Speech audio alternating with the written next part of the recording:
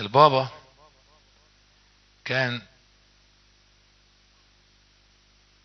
ليه زجليات وليه حاجات كتبها كزجل وكشعر كتبها هو في الجامعة، وحاجات كتبها هو لما كان طالب، وحاجات كتبها لما كان في الجيش.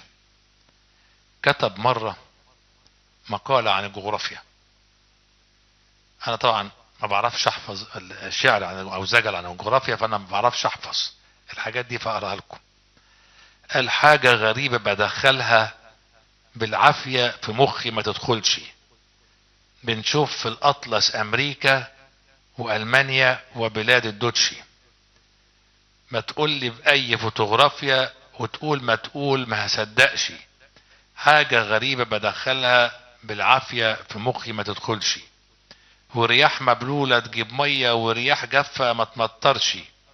ورياح بتساحل في الساحل تتبع تعريجة وتمشي.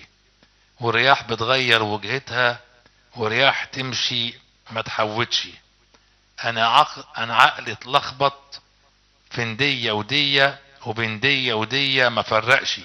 حاجة غريبة بدخلها بالعافية في مخي ما تدخلش. وكان بيقول الكلام ده قدام الاساتذة بتوعه، وكانوا يحترموه لانه كان مميزا في دراسته، فما كانش طالب فاشل.